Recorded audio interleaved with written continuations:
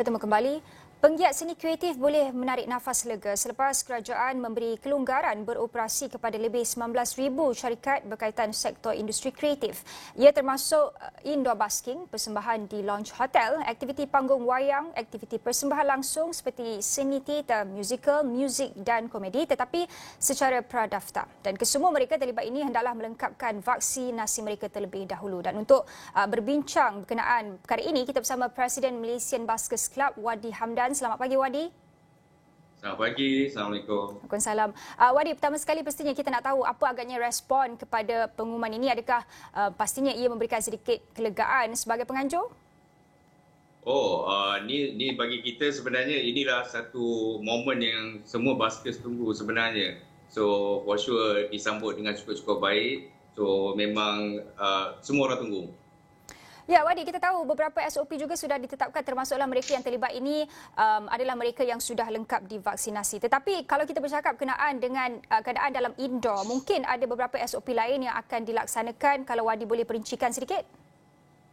Okey, untuk makluman, sebenarnya pasar indoor basking ni pernah dibuka pada tahun lepas juga. So, yang mana kita ada SOP tersendiri.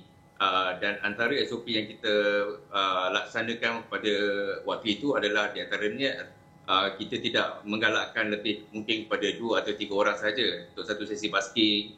Antara lain yang kita buat adalah kita tak nak ada perlibatan secara terus dengan penonton ataupun pengunjung. Yang kebiasaannya bila ada sesi basking mereka akan nak nyanyi sama. So this is not allowed lah. So mic tu tidak boleh dikongsi. So apapun secara rasminya kita akan patuh pada SOP yang dikeluarkan oleh MKN.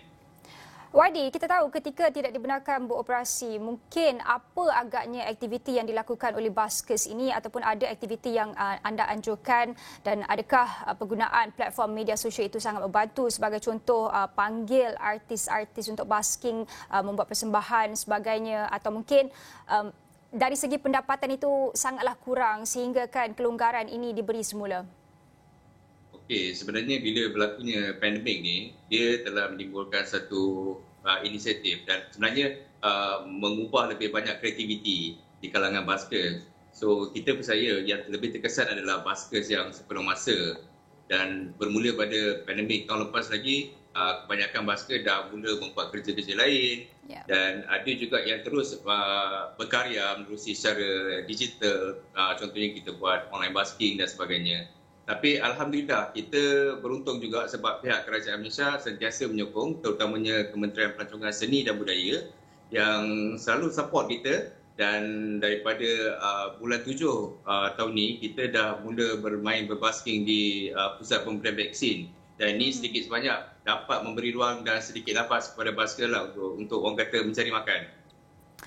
Wadi, selepas dibenarkan beroperasi semula ini, apa agaknya perancangan selepas ini? Walaupun perkara ini baru diumumkan semalam, mungkin sudah ada penjadualan dan sebagainya? Okey, dan tentulah bagi kita walaupun indoor basking, kebanyakannya kita kena faham. Ada yang diselaraskan oleh contoh macam kami di pihak persatuan. Ada yang memerlukan kebenaran pemilik premis itu sendiri. Tetapi bagi kita, the next stage adalah kita kena memohon kebenaran jugalah pada pemilik premis itu. Dan pemilik premis mesti dia nak sure yang apakah SOP yang ditetapkan. So bagi kita, kita ready to go for indoor basking. So insyaAllah, so saya rasa daripada segi penjadualan pun kita nak pergi kepada kriteria yang paling pertama, iaitu memang kena complete 2 dose lah. Basker je nak buat indoor basking ni. Untuk kita melihat kepada masa hadapan, bagaimana industri ini boleh orang kata kalis krisis? Apa agaknya pendekatan yang mungkin boleh dicadangkan oleh pihak Malaysian Baskers Club?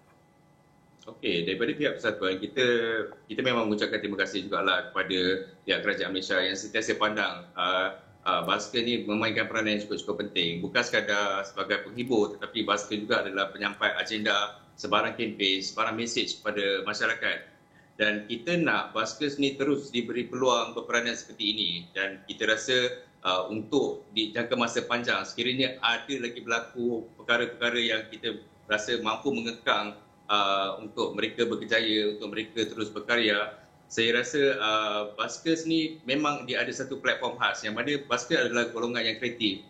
So basker tidak perlu takut untuk ada sebarang halangan.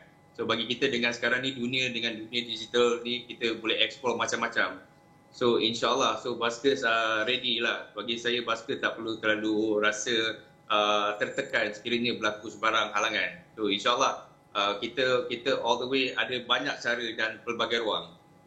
Wadi, akhir sekali mungkin Wadi sebagai Presiden Malaysian Baskers Club ini mungkin ada harapan yang ingin disuarakan kepada pihak kerajaan untuk sama-sama membantu dalam situasi getir pandemik ketika ini, kerana kita tahu ada sekejap boleh, kejap tak boleh. Jadi mungkin ada harapan yang mana mungkin satu kerangka kerja ataupun satu SOP tetap yang boleh diberikan kepada industri kreatif ini. Okey, macam pihak kita sentiasa berbincang dengan agensi-agensi tertentu daripada penetapan SOP. Tapi bagi kita, kalau boleh ada sekiranya kita kata di fasa yang boleh dibenarkan basking, dan kita dah terus tetapkan ini adalah SOP-nya. Maknanya tidak ada kecelaruan di kalangan baskers. Contoh mungkin macam sekarang ni pun, semalam pun dah ramai tanya saya, boleh rentas negeri ke soalan-soalan sebegini. Yeah. So walaupun dia dah tahu terma indoor basking ni dah dibenarkan, tapi ada yang bertanyakan kepada kita perkara-perkara yang berkaitan yang lain. Tapi kita rasa kita ready untuk berbincang. Tapi untuk di masa depan, saya harap kerajaan Malaysia terus memandang basker ni bukan sekadar penghibur masyarakat, tapi mereka juga adalah penyampai mesej kepada publik. Dan sekiranya basker ni terus beraksi di khalayak, mereka juga berperanan untuk menjadi seperti reminder dan sebagainya kepada publik untuk dari segi untuk menjaga SOP dan sebagainya.